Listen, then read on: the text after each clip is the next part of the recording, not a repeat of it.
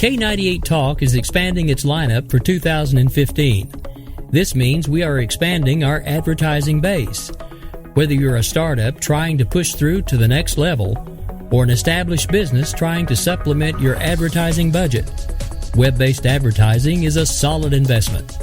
Thanks to Talk's newest partnership with TuneIn Radio and instant access to our sister station, K98 FM, we give you worldwide access at a reasonable cost. Interested parties should email us at sales@k98fm.com.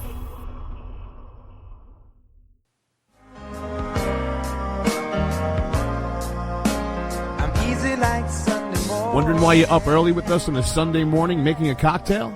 News lately got you drinking? Hungover from the mainstream media by Sunday? We are, and we got you covered. We sure do. We got your hangover cure for those weekly news blues. So sit back, top off your mimosa, and add some Baileys to that coffee. Take a match to your copy of the New York Times.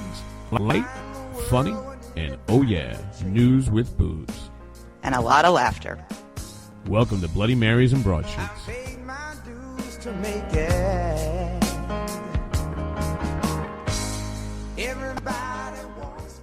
And a good, easy Sunday morning, May 27th, 2015, 11 a.m. Eastern Standard Time here on K98 Talk, which means that it's time for Bloody Marys and Broadsheets, your cure for your mainstream media weekly hangover, baby, with JD and Stacey. We've got a new home here on K98 Talk. We'd like to thank Rick Robinson and the K98 Talk family for having us over here. This is our inaugural episode of Bloody Marys and Broadsheets, which you're going to find live here on K98 Talk every Sunday at 11 a.m. It's not an inaugural episode. It's an inaugural episode here at K98.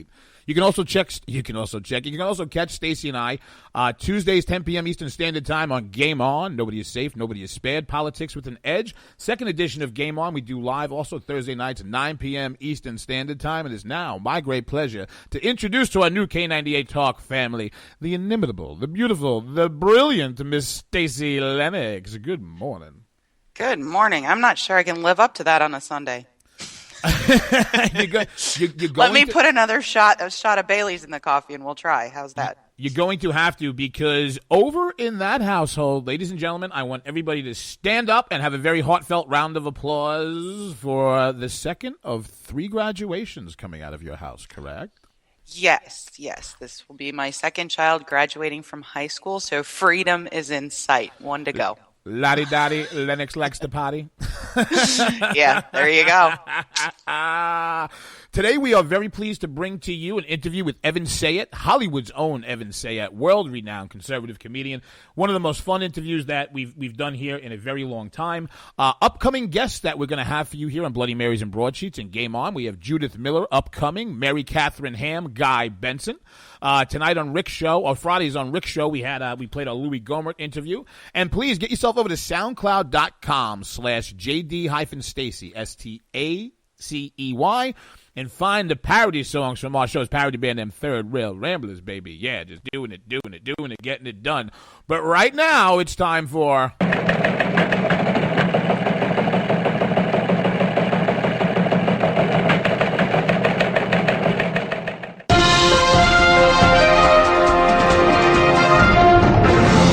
That's right, your weekend update brought to you by Eric Williams of the BarbedWireSatire.com. That's our sponsor, baby. ABC George Stephanopoulos continues his damage control this week after getting caught for not disclosing at least $75,000 in donations to the Clinton Foundation. No word yet on whether the revelation will hurt his future at the network, but George has already complained of coworkers referring to him as Brian Williams in the hallways. MSNBC's Ed Schultz was in court this week because he was being sued by an NBC colleague. The judge ruled in Schultz's favor, but this wasn't the only good news for Ed. The 12 jurors in the courtroom have given Schultz the biggest audience he's had in years. Hillary came out of her hole this week and saw her shadow. She took a few questions, then mostly talked in circles for her answers. The one bit of useful information she did give was to state once again how strongly she feels that the State Department release of all the emails she deleted, including the ones the State Department doesn't have either. There are rumors that George Stephanopoulos may not be fired because his contract with ABC is for $105 million over a number of years. Could it be the network feels George is now too big to fail? It shouldn't, because he's only 5'2". ISIS also took control of yet another city in Iraq, one that contains the ancient ruins of Palmyra. A reporter asked State Department sorority girl Marie Harf if there was anything the U.S. could do to prevent the damage they will no doubt inflict on the antiquity there. Ms. Harf said they would be carefully watching the developments on the ground between her stern looks and Josh's verbal rebukes. Who needs a military? ISIS is also taking control of Ramadi in Iraq, and what the White House spokesperson Josh Earnest called a setback. So now, in a show of force, Earnest said President Obama would increase the number of daily drone strikes from 6 to 10. Poor ISIS won't know what hit them. And late this week, Hillary Clinton was accused of campaigning in a bubble isolated from real people. When asked about this reality, Hillary answered, "Real people? Who needs them? Hand me my scepter so the Queen can be on her next stage event."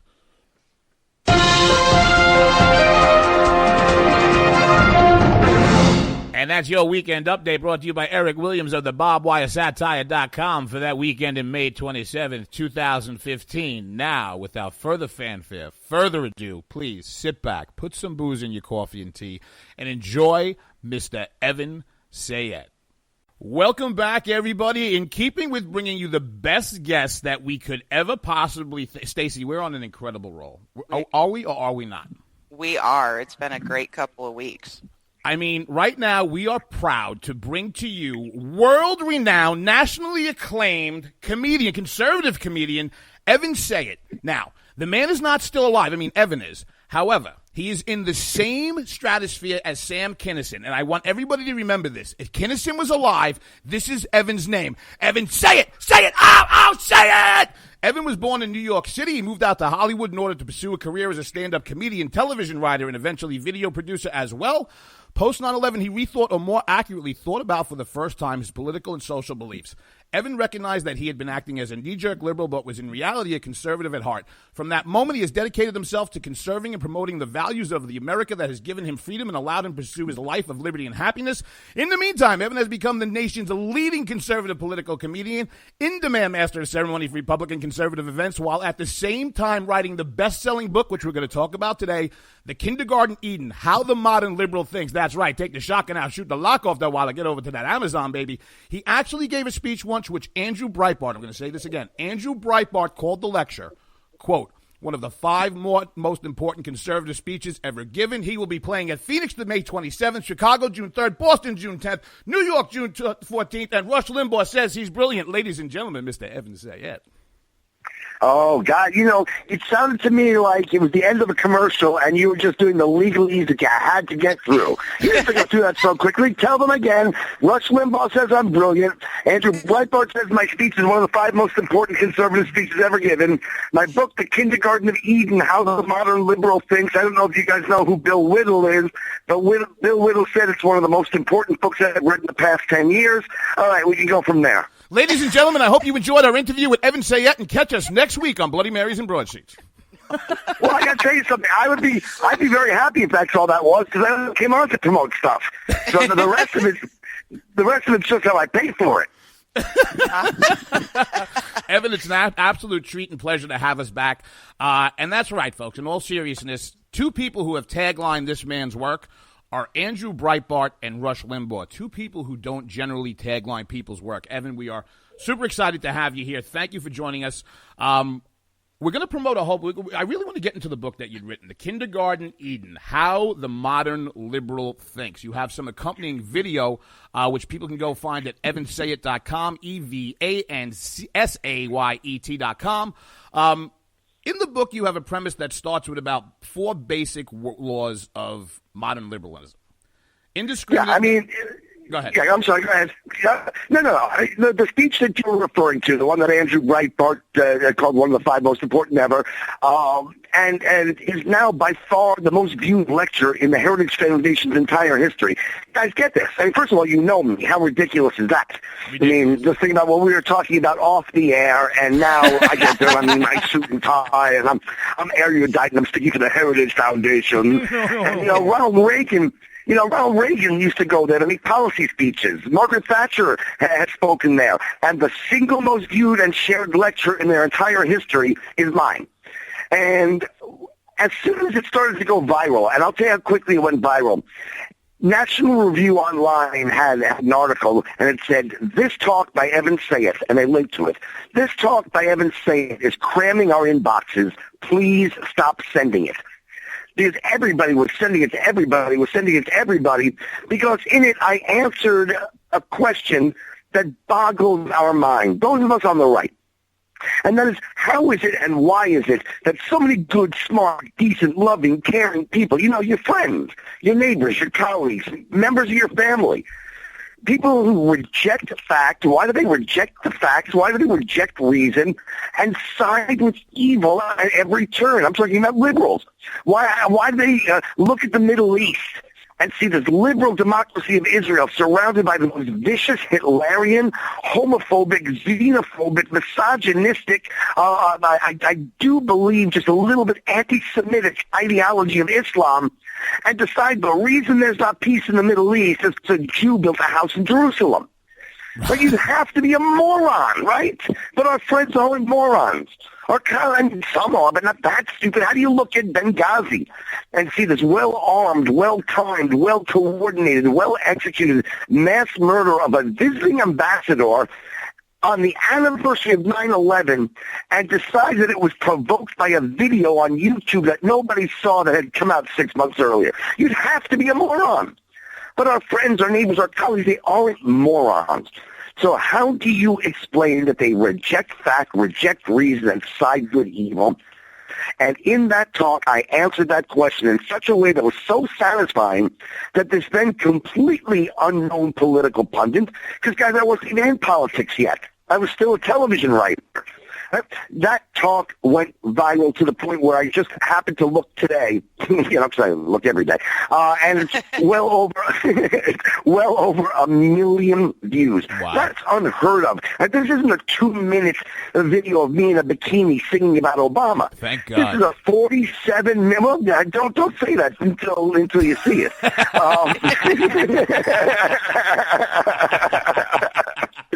But this is a 47-minute-long lecture to the Heritage Foundation that 1 million people have now shared with each other and viewed and by the way, watched repeatedly. And so people said to me, started to email me and said, you know what you have here? You've got the unified field theory of liberalism. I love that Once phrase. you understand what you... Right? I do too. I wish I had thought of it, but I was smart enough to just continue to use it. And because enough people independently sent it to me. And so when I got to writing the book, I actually laid it out in a more scientific, not dull, but more scientific format. And I did come up with the 4 laws and the 3 corollaries.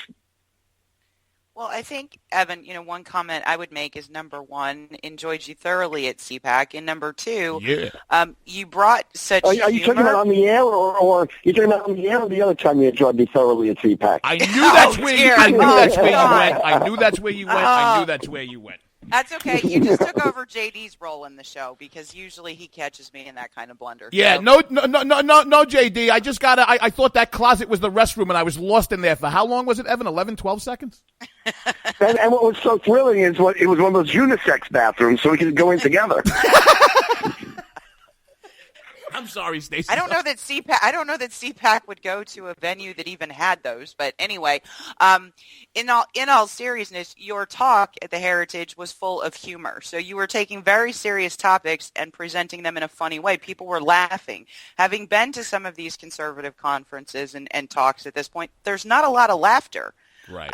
Well, I got to tell you, it's important that your audience understand that my career is divided right down the middle, and half the time I'm a rather serious political pundit. And that's why I'm explaining how liberals think and speaking at the Heritage Foundation. Yes, of course, there's humor in it, but I really try, it's not my stand-up is the point I'm trying to make. So there's my serious talks, and then there's my stand-up. And the truth is, I've been out of stand-up for about 15 years when I became a conservative. And, I'd segued into television writing and television producing and screenwriting. But when I opened my eyes post 9/11 and realized, wait a second, this is a culture war and I better be part of it, I said, what skill do I have? What weapon can I bring to this culture war that the conservatives seem to be missing? And the answer was stand-up comedy. There was no Bill Maher for the right. There was no Jon Stewart for the right. And that's the only reason I got back into stand-up. I love stand-up, but as I say, I had been out of stand-up for 15 years. You know, and right now, ladies and gentlemen, we're speaking with Evan Sayet, author of The Kindergarten Eden, How the Modern Liberal Thinks. He's going to be playing out in Phoenix May 27th, Chicago June 3rd, Boston June 10th, New York June 14th, evansayet.com, Sayet.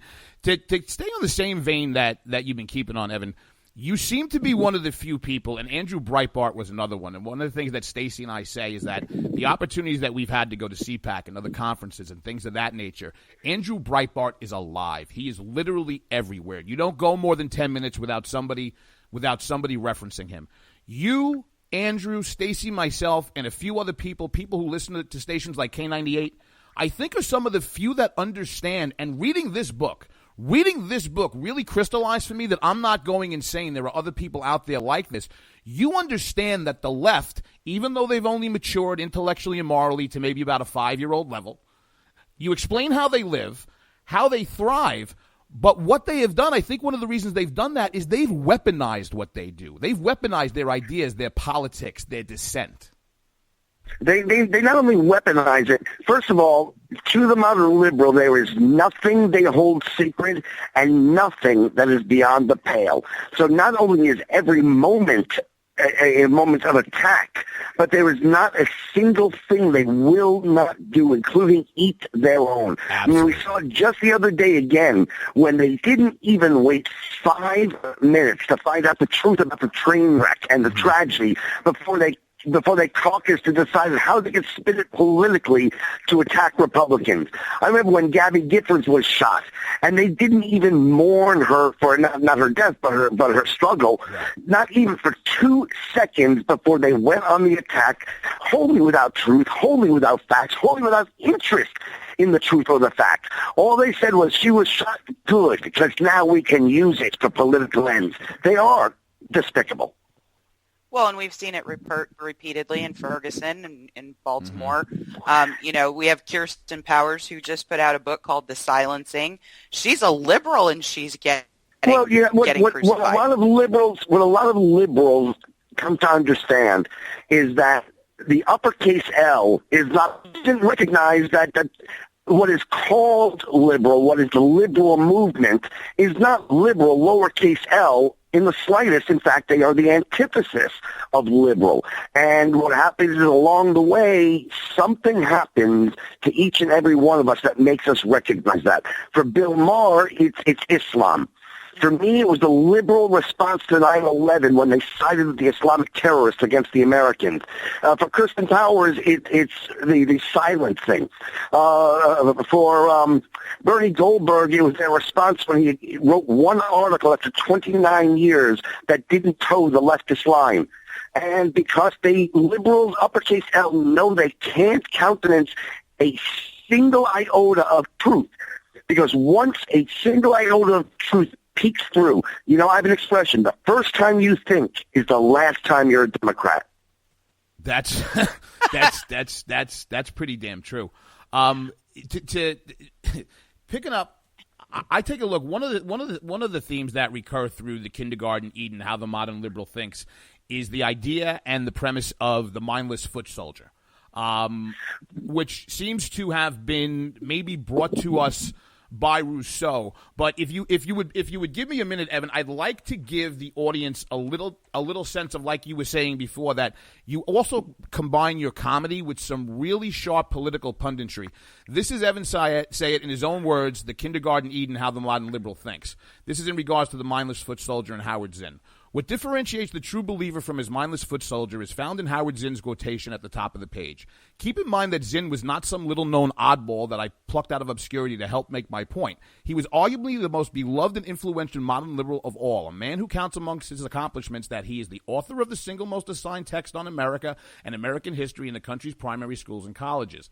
The mindless foot soldier subscribes to the first part of Zinn's claim. He has, for all intents and purposes, been brainwashed, most significantly by the education system he first entered at the age of 5 and didn't leave for almost 2 decades and sometimes longer, to believe that objectivity is impossible. Pick up on some of that, because I find it as sharp and funny as the book was, there is some really good political writing in it. Oh, I certainly hope so. The point of the book was not to be humorous. The point of the book was to explain this phenomenon, and the one that I mentioned earlier about people who aren't idiots, people who aren't illiterate, people who aren't evil. Why do they ignore the facts and ignore reason and side with evil? And the answer is, let me do it this way. You mentioned earlier the 4 laws of the unified field theory of liberalism. So I can explain it actually in the first 2. Let me give it to you how it's written in the book, and I will be answering your question in a moment, okay. And then explain it if I may. The first law, and how it's written in the book, is the modern liberal was raised to believe that indiscriminateness is a moral imperative because its opposite is discrimination. To the modern liberal, thinking is an act of bigotry. The idea behind this is that anything you believe, anything I believe, anything your listeners believe, anything anybody believes is going to be so tainted by our personal prejudices. Prejudices we all have. We can't help but have just for being human. Prejudices based on things like the color of your skin, the nation of your ancestry, your height, your weight, your sex, and so on. Anything you believe is going to be so tainted by your prejudices that the only way not to be a bigot is to never think at all. Liberals, that's why they are morally and intellectually retarded at the level of a 5-year-old child. And in fact, there's a book out there, not just a book, a best-selling, mega-selling book called All I Ever Need to Know I Learned in Kindergarten. Because anything you learn after kindergarten is going to be racism and bigotry. Kindergarten is indiscriminate. Don't hit anyone. Everyone must be invited to your party. Everyone must get a turn. Every child must get a trophy. Every child is special, but no child is more special than any other. And even in that book, this best-selling author who is beloved by the left said, take any one of those lessons from the kindergarten classroom and extrapolate it into more adult, sophisticated terms, and you have the answer to everything in your personal life, in your family, in your community, in your country, and in your world. Note, extrapolate it into more adult and sophisticated terms. The language changes. The modern liberal's language is more sophisticated than the 5-year-old's, but what he believes has not changed one whit since he's 5 because he's not allowed to think about anything. Well, and I think you made an excellent point in the book when you started talking about there is no differentiation between good and bad. Mm-hmm. So when we start talking about better behavior versus worse behavior, when people get all upset about us talking about rioters being wrong or more wrong than maybe the police who might have done this thing, but we don't know all the facts yet. You know, when you start asking for facts and information and more objective information around any one of those situations, boom, you're a racist. Right, and the proof of the pudding is they didn't even wait to find out what happened there. They didn't even wait to find what happened in Ferguson. The facts are irrelevant to them. And, you know, I just gave you the first law, which is that thinking is an act of bigotry and that they don't differentiate between right and wrong, good and evil, better and worse, truth and lies. That's the second law that's really essential because I'll give it that it's in the book again and then explain if I may. But the second law is that indiscriminateness of thought does not lead to indiscriminateness of beliefs. It leads invariably to siding with evil over good, just as they do, wrong over right, just as they do, ugly over beautiful, to piss Christ over the Mona Lisa or whatever, just as they do. Why? Because if nothing is better than anything else, if no culture, no religion, no form of governance, no behavior, if nothing is better than anything else, then success is unjust. Why should a person, a culture, a nation, a religion, peoples, why should they succeed if they're not better than anybody else? For the same reason, failure, as proved by nothing other than the fact that it has failed, is proof positive that somehow the failure has been victimized. And just by extension, if success and failure are proof of injustice, then great success and great failure are proof of great injustice. And exceptional success, like America and Israel, and exceptional failure, such as the Muslim world, is proof positive of exceptional injustice. So who do they hate the most? It's not the exceptionally evil, it's the exceptionally good. And we're speaking with Evan Sayet, internationally world-renowned comedian, author of The Kindergarten Eden, How the Modern Liberal Thinks. You know, to that point, You spoke to language a few minutes ago, and what you keep seeing is stupid, bigoted, phobic, evil, and greedy are all, of course, the only explanations that the modern liberal can or does offer to explain why right-thinking people don't join him in support of his latest godless, anti-scientific. These are all your words. You also yes, I know my words. You really thought you had to tell me they were my words? I know my words. Your words are things like duh and I can't say the words. I was saying at the beginning of the. I know the word you're thinking.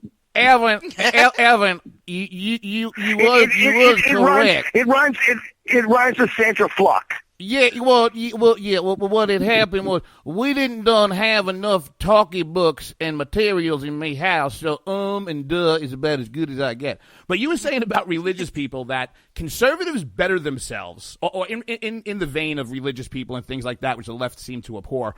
Religious folks and conservatives better themselves, and liberals just be themselves. Right, well, conservatives believe in the existence of the better cultures, better constitutions, better religions, better behaviors. So therefore, we spend our lives trying to better ourselves. As far as a country, we seek to a more perfect union. As moral people, we seek to become better moral people through the church. And liberals, on the other hand, don't believe in the existence of the better. That would require them to discriminate between the better and the worse. So since they don't recognize the existence of the better, they don't spend their lives trying to better themselves. They spend their lives just trying to be themselves. And this comes from a fundamental difference in how the left and the right sees the human being at birth. The liberal believes, he hasn't given it any thought, and there's no fact or reason behind it. It's just something he firmly believes, that the human being is born morally perfect and is then corrupted by evil forces in society trying to co-opt him to their evil ends. So he's born perfect, and then the church gets a hold of him. She's born perfect, but then the patriarchy gets a hold of her and forces her into marriage. And so in order to remain morally perfect, the modern liberal must never change. The modern liberal must stay the same from the time he's an infant, when he was morally perfect, till the day he dies, which once again is why that book is almost their Bible. All I need to know I learned in kindergarten. What happened up until kindergarten, that was before society got a hold of them and made them prejudiced and bigoted. You know, I'm going to hell for this, but there were a whole lot of people who were gotten a hold of in church. Oh, God. Okay. But, the good part is they have to forgive you for that joke. I know. Okay. I will give you 100% credit, though, Evan, for ruining Bruce Springsteen for me forever. Yeah. I'm so sorry, because I'm the world's biggest Springsteen fan, but it's true. It's totally true, and I'm reading those lyrics, and I'm like, oh my gosh, he's right. And one of the points you were making was he writes all these words about being a factory man. He's never done any of it, and he probably couldn't. Right. I mean, the one song that really gets to me, and this may be a bit obscure even to his biggest fans, but there's a song he has called Jack of All Trades, where he sings to his girlfriend about the horrible economy and how the world is caving in, and they're all victims, but don't worry, because when the world caves in, I'll be able to take care of you, and I'll fix your roof, and I'll sow the sow the seeds and reap the garden, and every single one of the things he says he's going to do is something that not only does he not do, but no liberal does. He doesn't say the things that liberals do, like I'll report on the roof. Liberals are reporters. They don't do things. He's a singer. All he can do is sing about what he thinks it might feel like if he were to be a fireman. But he doesn't need to be right. He doesn't need to know what he's talking about. And that's the key. Liberals, if you remember in the book, I talked about how they dominate what I call the rhetoric industries. Academia, where a professor who has never done anything lectures to children who have never done anything and disparages all the people who do things. And that leads Bruce Springsteen to become what you refer to and go into detail as a poor rich Democrat, correct?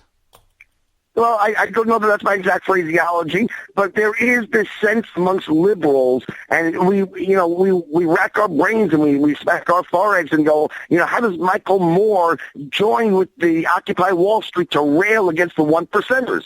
has Bruce Springsteen joined with the liberals to rail against people who have money? I mean, don't they have money? Isn't this hypocrisy? But because they don't actually do anything, then they feel that they're victimized too, because the people who do things, we pollute. We have to pollute, right? If you have a factory, if you make something, you're going to pollute. So the only people who pollute are the people who do things, and so Springsteen singing a song about being a factory worker, he's never polluted, so he sees himself as a victim too. Okay. Did that make sense? There was a long pause there where there should have been a wow. Did that make sense, or do I need to state it again? No, it totally made sense. When I try to get the wow, I was so overwhelmed I started hyperventilating, so I've just been breathing into a paper bag. I've just been able to come back. No. By the way, that's not from hyperventilating. That's because that's the only way people can work with you. But, my last job with a paper bag was standing in a men's room stall on the Greyhound.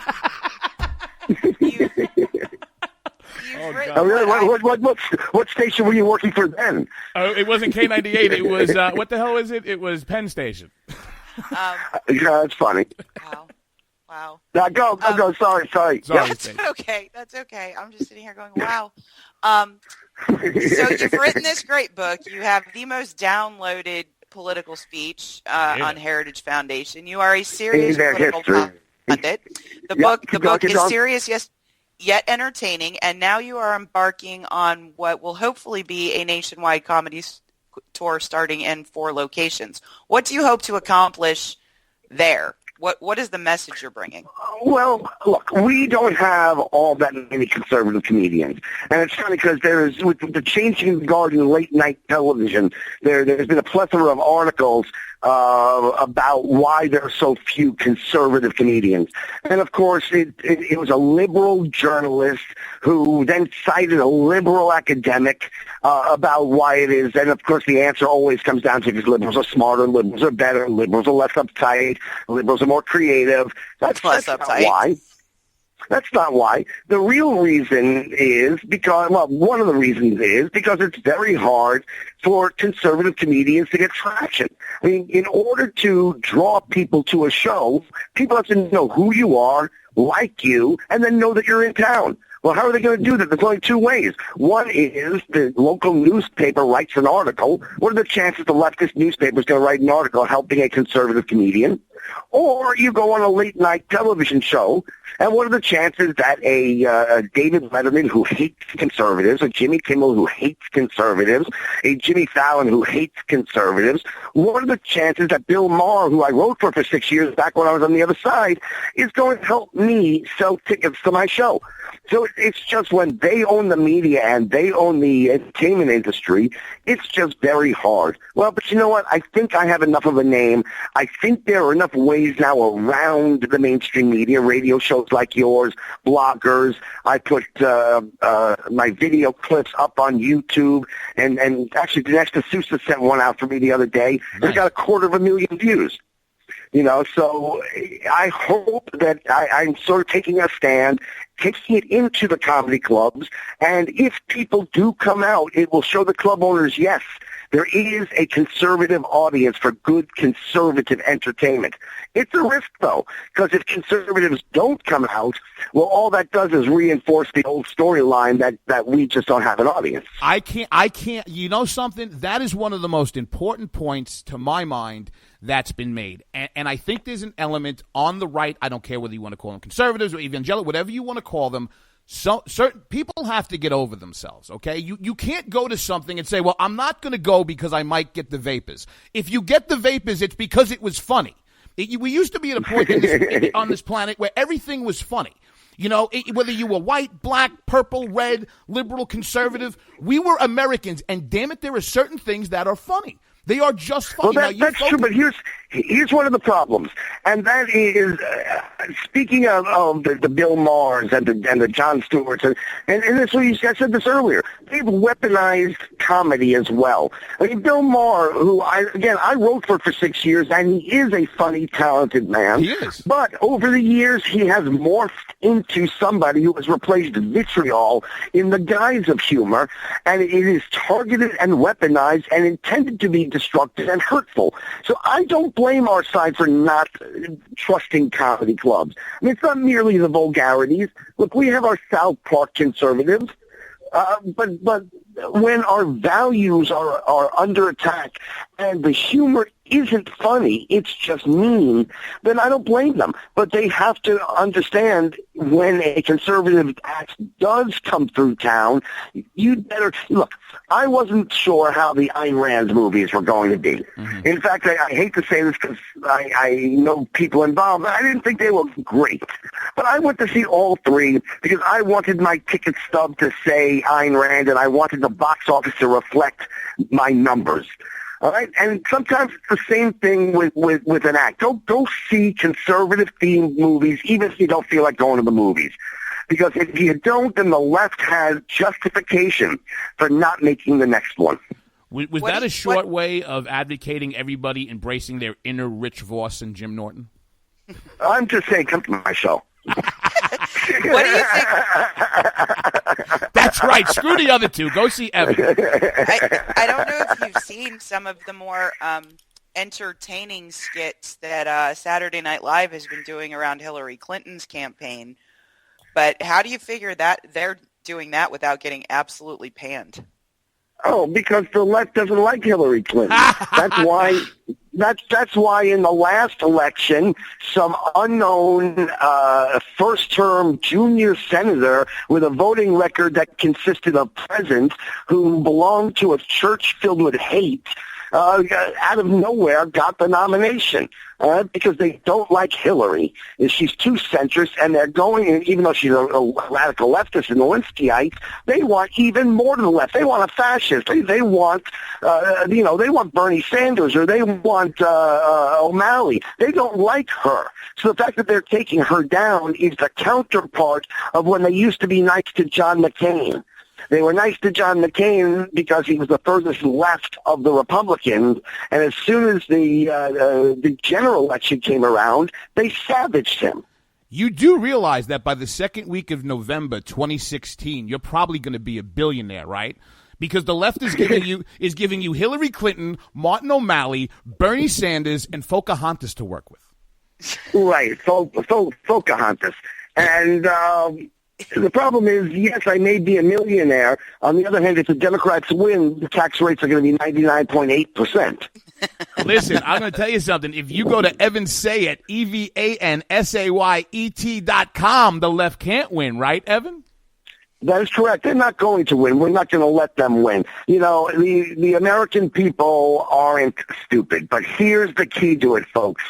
We cannot put up a centrist. We cannot put up somebody who wants to be collegial. We can't put up somebody like Mitt Romney, who, by the way, I adore as a human being.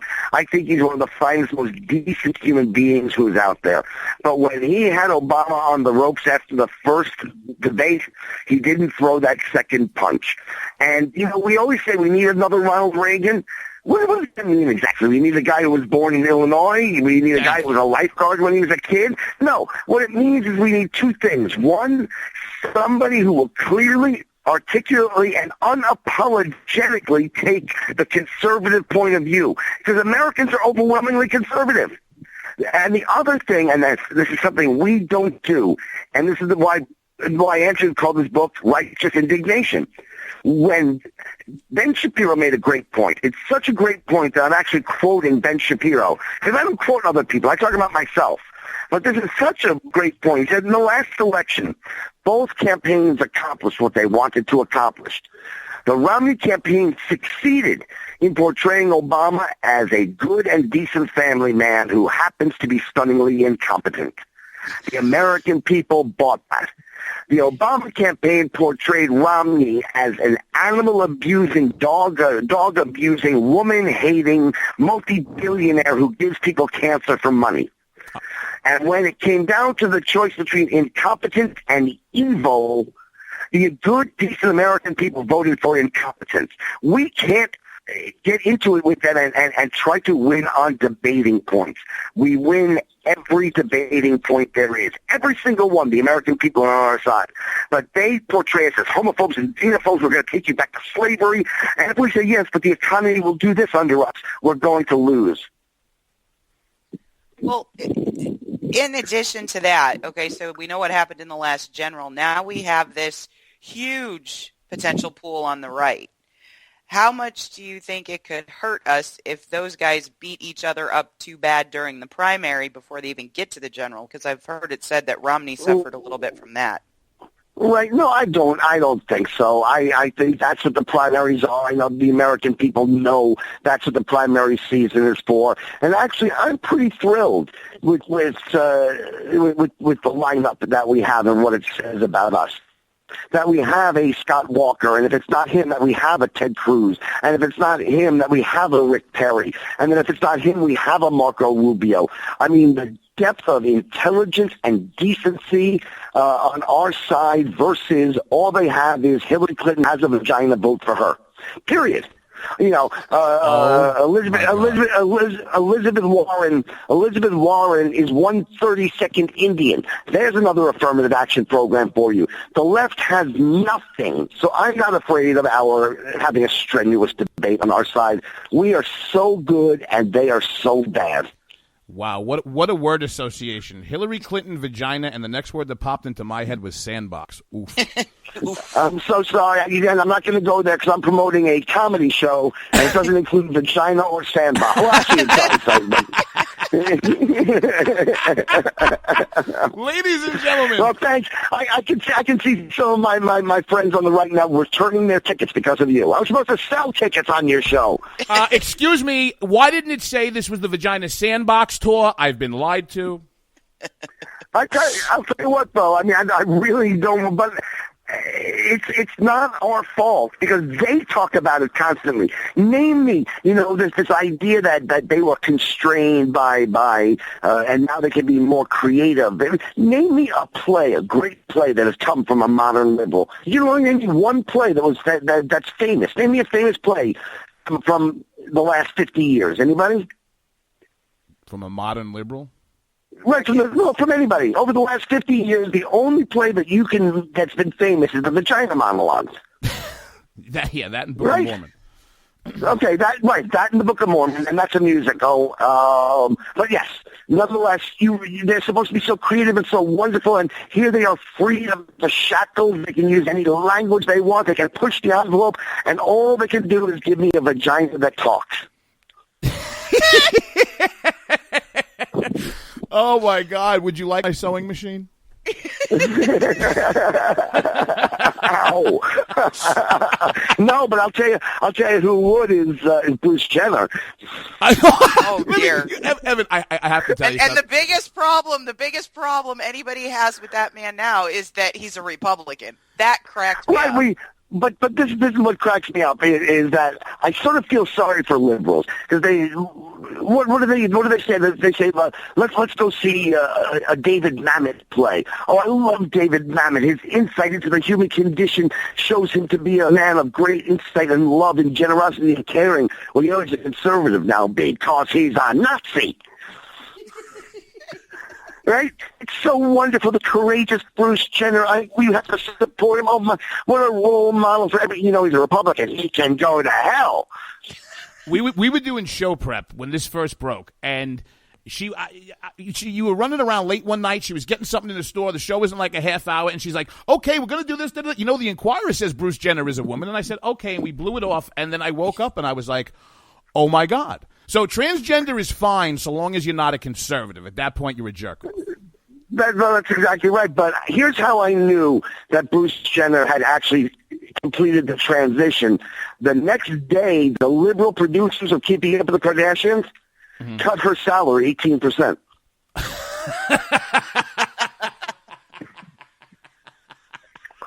That's pretty good. And that's the kind of joke you'll hear if you go to see me in Phoenix. By the way, this is blowing my mind. I am likely to sell out in Chicago, as red a city, as blue a city as in blue a state as you can find, and I'm likely to sell out. I'm likely to sell out in Boston. I'm likely to sell out in New York. I'm having trouble selling tickets in Phoenix. I'll tell you why. It's really tell me why. I'll tell you why. Atlanta. No, what you have to do, you have to call the theater, right? Have about a quarter to a third of the seats removed, because as a retirement community, you need little rascal access, bro.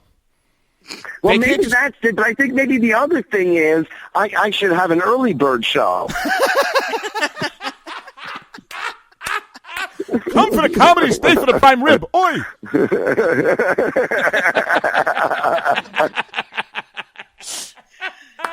Come to Atlanta. We'll fill the comedy club. I promise. Oh, actually, I think I'm coming to Atlanta in the fall. So, I mean, let's hope this tour is as successful as it could possibly be. Evan, Truly, the only one that's sticking is Phoenix. So if anybody listening knows people in Phoenix, and even if you don't, share the fact that I'm going to be in Phoenix. Share the fact that I'm going to be in all those towns.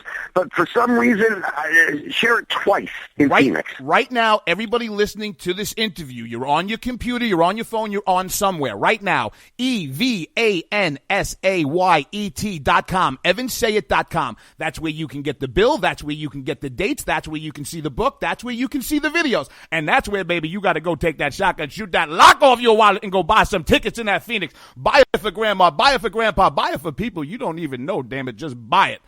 Wow.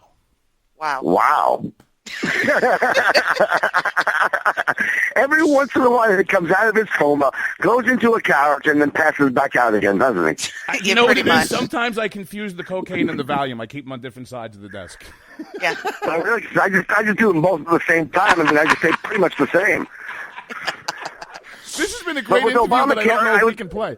With Obamacare, I don't have to pay for it. So the only problem is don't mix up your Valium and your Viagra. No, dude, this is the best thing. What I do is I use my free Obama phone to call the coke dealer, and then I use my Obamacare to get free Valium to come down. It's awesome. Thanks, Obama. Right.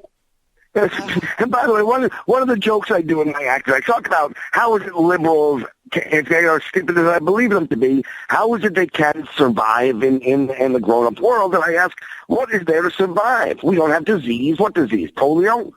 Chickenpox? Smallpox? The flu? Influenza. The flu wiped out. You said it wiped out 2/3 of a continent not that long ago. Now it's a 3-day paid vacation. And I say, we are so far down the list of things to worry about that last year we as a nation invested $1 billion to once and for all wipe out restless leg syndrome. Right? How far down the line of society that you don't care about polio, smallpox, chickenpox? Nope. But the last real scourge is restless leg syndrome. So last year, we as a nation spent $1 billion to make sure 75-year-old men can get erections. Oh, good Lord. I mean, listen. Right? We spent $1 billion to cure restless leg syndrome. I'll tell you what, U.S. government, pay me $100 million. The answer is walking. Ladies and gentlemen, it has been our great pleasure to bring to you Evan Sayet, world-renowned international comedian on the conservative side, baby. I don't have to list his accomplishments. What you got to do is get over to EvansSayet.com. You check out his dates. You go to the show. You buy him as gifts. You get over to Amazon and his website, and you buy The Kindergarten Eden, How the Modern Liberal Thinks. Evan, we can't thank you enough, and we hope you would consider coming back. Always my pleasure, and I hope I see you guys on the East Coast. Fantastic. I can't wait to hear the Atlanta date. Thank you, sir.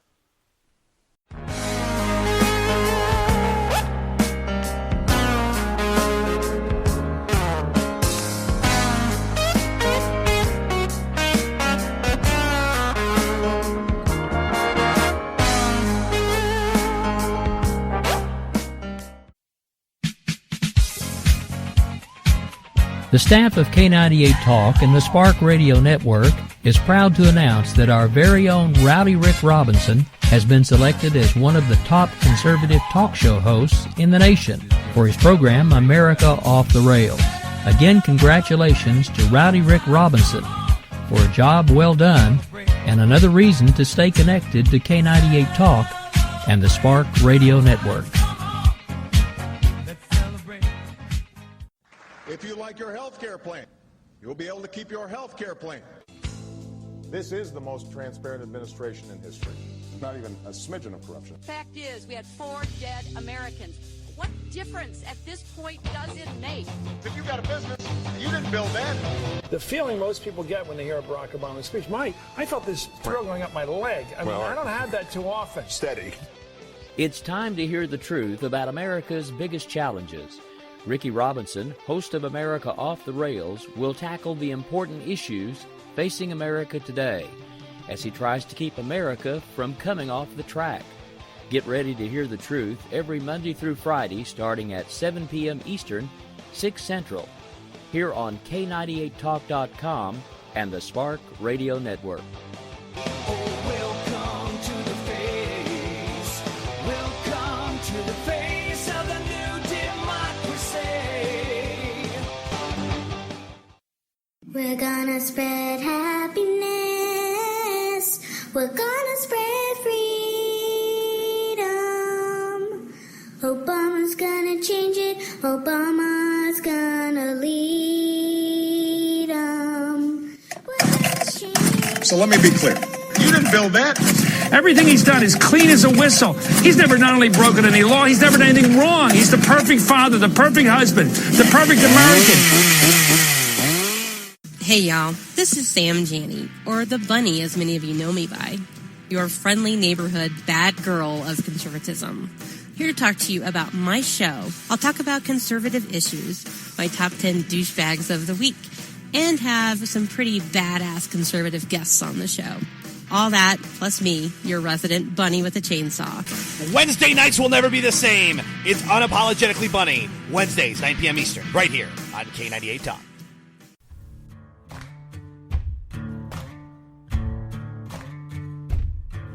K98Talk.com, a leader in Internet radio.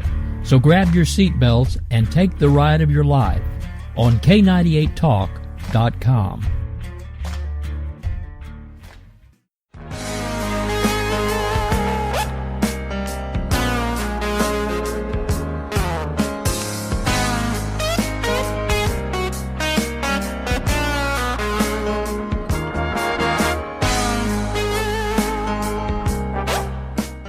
Welcome back here to JD and Stacey and Bloodymarys and Broadsheets here on K98 Talk, our new home every Sunday morning, 11 a.m. Make sure always you get over to that K98.com, get in that chat room, talk to that Stacey, say hello, check everything out.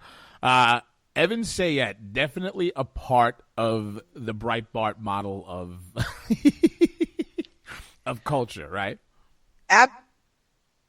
Absolutely, and certainly, if you're in one of the metro areas where he's going to be playing, go out, support him, get some tickets. If we want conservatives in the media and we want to start controlling the message, we've got to support each other when we're out there. Stacey is absolutely right, and I think it was a great point that Evan made. I mean, he's absolutely on the Andrew Breitbart model of making sure that you follow up with the culture. You and I that's the second time we've had the opportunity to interview him. He is just, he's like Robin Williams on speed. Well, he's also, if you read the book, his hypotheses are just amazing. He's also a very intelligent man and a serious pundit. So he doesn't just stand on stage and make people laugh. He takes some very serious ideas and makes them funny so that they stick with you. And that's the part I think most conservatives don't do well.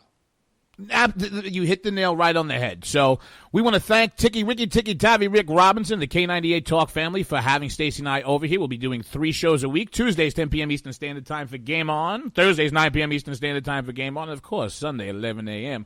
for that Bloody Marys and Broadsheets, baby. Your cure for your weekly mainstream media hangover. Upcoming guests, Judith Miller, Mary Catherine Ham, and Guy Benson. Also, get over to SoundCloud.com/JD-Stacey, Stacey. Check out the Third Rail Ramblers, baby, their catalog of those great parody songs. Now, hold on a second. Lionel,